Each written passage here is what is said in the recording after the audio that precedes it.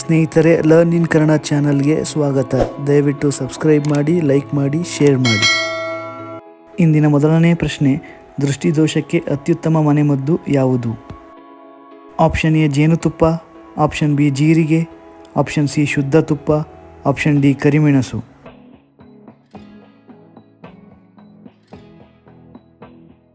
ಸರಿಯಾದ ಉತ್ತರ ಶುದ್ಧ ತುಪ್ಪ ಮತ್ತು ಕರಿಮೆಣಸು.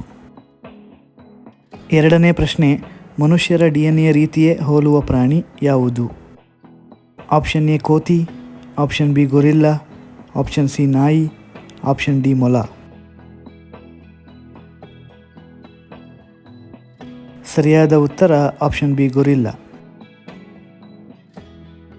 ಮೂರನೇ ಪ್ರಶ್ನೆ, ಚೇಳು ಕಚ್ಚಿದ ತಕ್ಷಣ ಏನನ್ನು ಹಚ್ಚಿದರೆ ವಿಷ ತಾಗುವುದಿಲ್ಲ?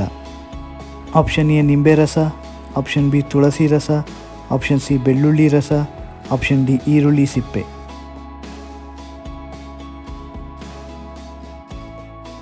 ಸರಿಯಾದ ಉತ್ತರ ಆಪ್ಷನ್ ಡಿ ಈರುಳ್ಳಿ ಸಿಪ್ಪೆ.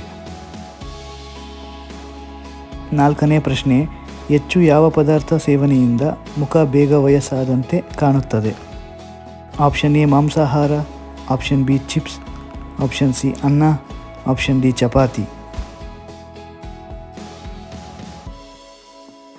ಸರಿಯಾದ ಉತ್ತರ ಆಪ್ಷನ್ ಬಿ ಚಿಪ್ಸ್. ಐದನೇ ಪ್ರಶ್ನೆ, ಪ್ರತಿದಿನ ಸೆಂಟ್ ಅಥವಾ ಡಿಯೋಡ್ರೆಂಟ್ ಬಳಸಿದರೆ ಯಾವ ಸಮಸ್ಯೆ ಬರಬಹುದು? ಆಪ್ಷನ್ ಎ ಶ್ವಾಸಕೋಶ ಸಮಸ್ಯೆ, ಆಪ್ಷನ್ ಬಿ ತಲೆನೋವು, option C cancer, option D allergy.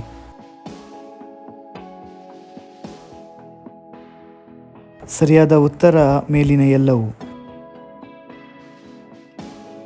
ಆರನೇ ಪ್ರಶ್ನೆ, ಯಾವ ಪ್ರಾಣಿಯ ಹಲ್ಲುಗಳು ಸಾಯುವ ತನಕ ಬೆಳೆಯುತ್ತಲೇ ಇರುತ್ತವೆ?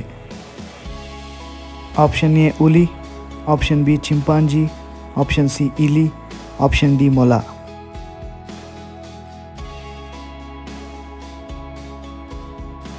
ಸರಿಯಾದ ಉತ್ತರ ಆಪ್ಷನ್ ಸಿ ಇಲಿ. ಏಳನೇ ಪ್ರಶ್ನೆ, ಹೆಚ್ಚು ಬಾಯಾರಿಕೆ ಸಮಸ್ಯೆ ಇರುವವರು ಏನನ್ನು ಸೇವಿಸುವುದರಿಂದ ನಿವಾರಣೆಯಾಗುತ್ತದೆ? ಆಪ್ಷನ್ ಎ ನಿಂಬೆ ರಸ, ಆಪ್ಷನ್ ಬಿ ನೀರು, ಆಪ್ಷನ್ ಸಿ ಮಜ್ಜಿಗೆ, ಆಪ್ಷನ್ ಡಿ ಮೂಸಂಬಿ ರಸ.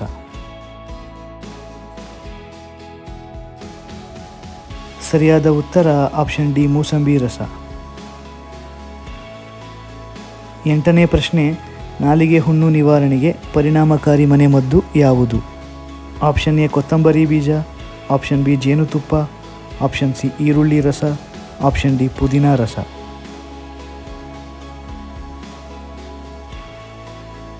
ಸರಿಯಾದ ಉತ್ತರ ಕೊತ್ತಂಬರಿ ಬೀಜ ಮತ್ತು ಜೇನುತುಪ್ಪ.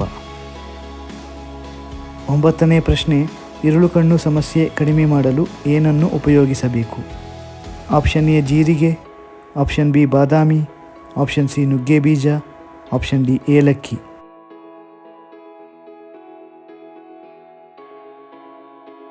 ಸರಿಯಾದ ಉತ್ತರ ಆಪ್ಷನ್ ಸಿ ನುಗ್ಗೆ ಬೀಜ. ಇಂದಿನ ಕೊನೆಯ ಪ್ರಶ್ನೆ, ರಾತ್ರಿ ಊಟ ಮಾಡದೇ ಇದ್ದಲ್ಲಿ ಆರೋಗ್ಯದಲ್ಲಿ ಯಾವ ಸಮಸ್ಯೆ ಉಂಟಾಗುತ್ತದೆ? Option A low BP, option B ತೂಕ ಹೆಚ್ಚುತ್ತೆ, ಆಪ್ಷನ್ ಸಿ ಹೃದಯ ಸಮಸ್ಯೆ, ಆಪ್ಷನ್ ಡಿ ತೂಕ ನಷ್ಟ.